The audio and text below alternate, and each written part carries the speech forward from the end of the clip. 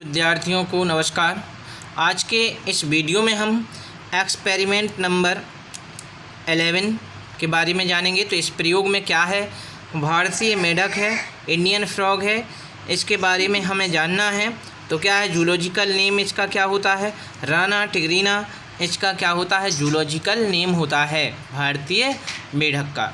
तो चलें सबसे पहले हम क्या बनाते हैं, चित्र बनाते हैं। तो चित्र दिखाने से पहले क्या करना है, आप लोगों को चैनल को सब्सक्राइब कर लेना है।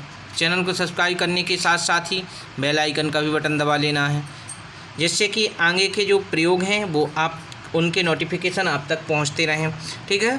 तो अब क्या है, भारतीय मेढक या इंडियन फ्रॉग है, इसका जूलॉजिकल नेम है, राना टिग्रीना है। तो इसका सबसे पहले हम क्या बनाते हैं, प्लेन पेज पर चित्र बनाते हैं। तो चित्र कौन सा बनाना है ये हम आपको बता रहे हैं। तो ये रहा चित्र, इस चित्र को बनाना है। ठीक है। ये कौन सा है, भारतीय मेढक है, जो किसके, राना टिग्रीना। इस चित्र को बनाना है जो भारतीय मेढक और जो इसका जूलॉजिकल नेम है राना टिग्रीना है, ये चित्रण है। तो आपको इसका क्या करना है, चित्र बना लेना है खाली पेज पर। और चित्र वीडियो को रोक करके आप क्या कर सकते हैं, चित्र को बना सकते हैं। और जब चित्र बन जाएगा तो चित्र बनने के बाद हम क्या करेंगे, चित्र बनने के बाद उसी पेज पर हम क्या करते हैं, जिस पर चित्र बना है उसके कॉर्नर में हम क्या करते हैं, वर्गीकरण करते हैं। तो वीडियो को पुश करके इस चित्र को क्या कर लेंगे, बना लेंगे, रोक करके बना लेंगे, फिर वर्गीकरण कर लेंगे। तो हमें वर्गीकरण करना है, तो कौन सा वर्गीकरण करना है ये हम आपको बता रहे हैं।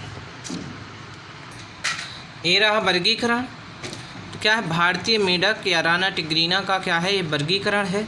तो सबसे पहले हम क्या देखते हैं, किंगडम या जगत को देखते हैं। तो किंगडम या जगत क्या है, एनिमिलिया। एनिमिलिया जगत के अंतर्गत भारतीय मेढक को रखा गया है। अगला है फाइलम।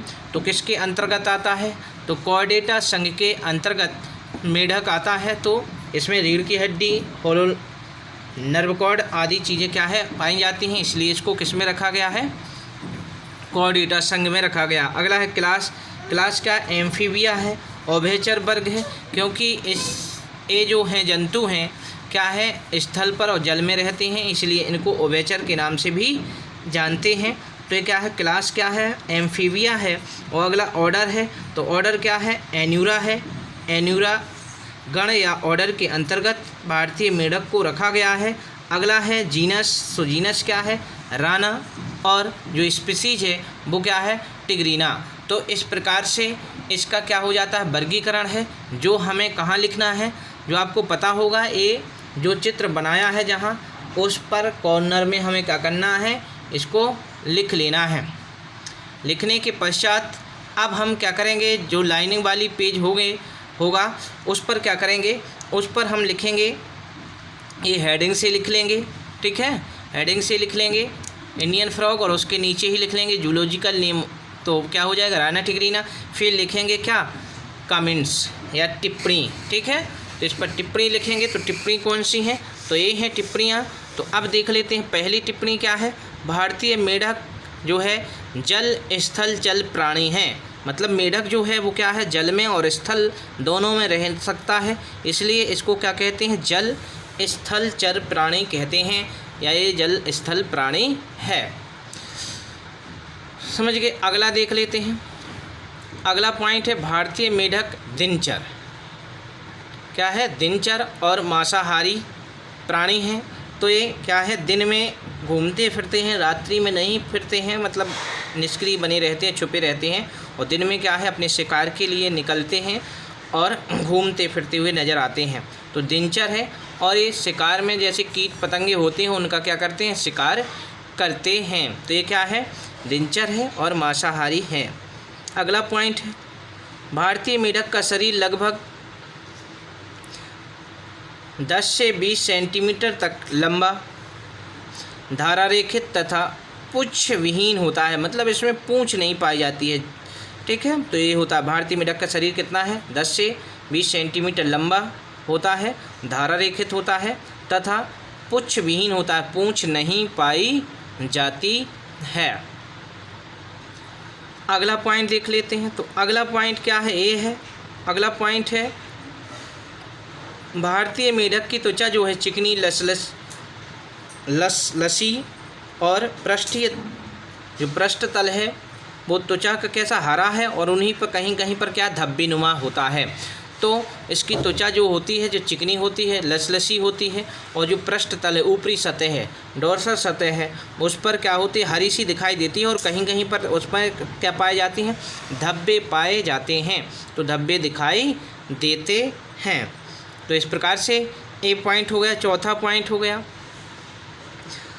अगला देख लेते हैं। तो ये 5वां पॉइंट है, भारतीय मेढक के शरीर के बीचों बीच एक स्पष्ट मध्य पृष्ठ रेखा उपस्थित है।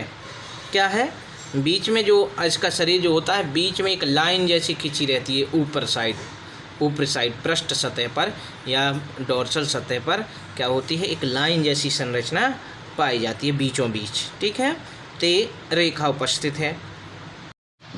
ये रहा अगला 6वां पॉइंट, भारतीय मेढक के पश्चपाद अपेक्षाकृत लंबे होते हैं। किससे, आगे के पैरों से क्या है, अपेक्षाकृत लंबे होते हैं, आगे वाले छोटे होते हैं।